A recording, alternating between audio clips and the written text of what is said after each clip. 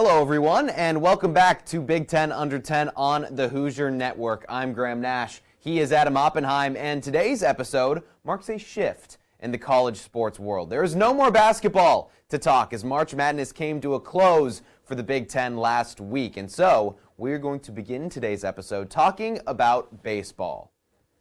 10th ranked UCLA currently sits atop the Big Ten baseball table with a 10-2 record. Last week, they took down unranked Pepperdine 13-8 in a midweek and then won 2 games of a 3-game series against unranked University of San Diego.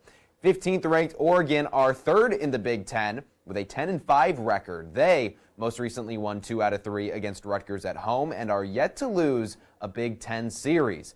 As for the competitive and non-ranked teams, Iowa is currently in second with a 12-5 Big Ten record, and they won 2 out of 3 against Northwestern last weekend. Before Northwestern stole the third game of the 3-game series, Iowa had won 6 in a row. They are going to be a team to keep an eye on. Nebraska is currently 13th in the Big Ten, still struggling to get their conference record to 500. They're 4-8 in conference play and won 2 of 3 games against Rutgers over the weekend. Lastly, Indiana is 5th in the conference with a 9-6 record and just swept Michigan State in a 3-game series.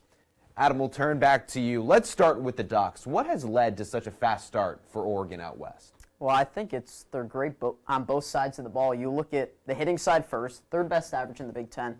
They lead the conference in homers, second most runs scored, a team ERA of 4.24. That's second best in the Big Ten, second lowest batting average against, second fewest hits allowed. And now diving into some of the players, Grayson Grinsell and Colin Clark, both under a 4 ERA.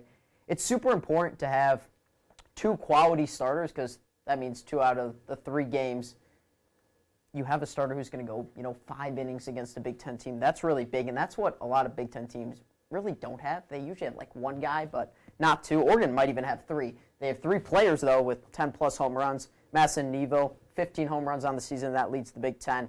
And lastly, they're clean defensively. 22 errors on the season. No player has more than 4. 22 errors at this point in the season, that's a ridiculously low number. Yeah. At least at this point, it seems like UCLA and Iowa have emerged as the 2 that could compete with Oregon. Do either of those teams, in your eyes, have the firepower to hang with the Ducks? The way you're wording this question, I will say yes for both teams. For UCLA, it's more of a lean yes. They're 10-2, which is first in the conference, third best ERA. Where I'm getting hung up is they don't hit for a lot of power. 40 home runs is in the middle of the conference. Their average is right around 300. But I don't think they played great competition so far in the Big Ten. And maybe that's unfair to factor in, but I think if you're 10-2 but you faced a few of the bottom Big Ten teams, it's really hard to judge. That team, Rock Chalowski, 9th in the Big Ten in average, 9 home runs. Mulive Levu, 10 home runs, 48 RBIs. That's second in the conference. They have 2 terrific hitters. And they have 1 good starter, 1 really consistent starter, Landon Stump, 3.93 ERA. But he's the 1 consistent starter they have. Besides that, they have 2 other starters, sometimes relievers, other times Ian May and Michael Barnett. They both start games under a 5 ERA, but they don't have the second and third starters that a team like Oregon does. For Iowa, it's a definite yes. They have the pitching. They lead the conference in ERA, fewest hits allowed. Cade Obermueller, who's going to be looked at as an MLB prospect, second best pitcher in the Big Ten, 2.51 ERA. They have a good second starter as well. They have a variety of solid hitters. What's super interesting when you look at Iowa's stats is they have 4 guys who consistently play all the games. And then they rotate like 10 to 12 players for those other 5 spots in the order. You really do not see that from Big Ten teams. But it keeps the players fresh. So I'll go for sure a yes for Iowa. UCLA, lean yes. All right, well, hey, we're in the thick now of Big Ten play when it comes to baseball, so it's going to be fun to keep an eye on Iowa and UCLA, see if they can catch Oregon. This would be the time of the show where we'd give you a hockey update. However, we don't have any hockey updates as the Frozen Four will be played this Thursday, but make sure you tune in to Penn State taking on 1 seed Boston University. The Nittany Lions are the only Big Ten team still alive in the NCAA tournament. With that said, let's turn to tennis.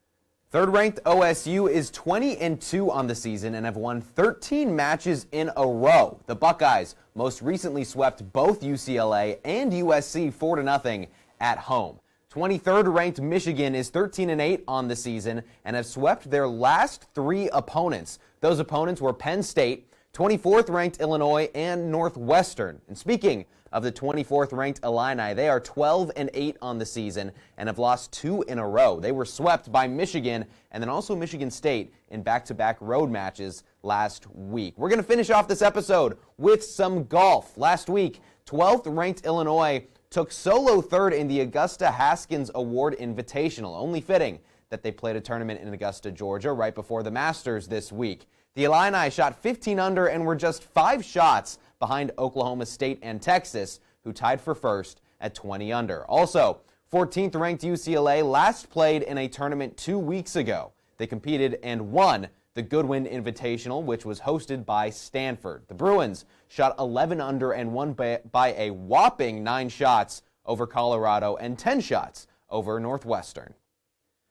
And that is going to wrap up today's show. Huge thanks to our producer, Colin Dusick, for making all of this possible. Be sure to subscribe and follow us on Twitter and Instagram at B1G_under10. And check back in later this week for our next episode of Big Ten Under 10.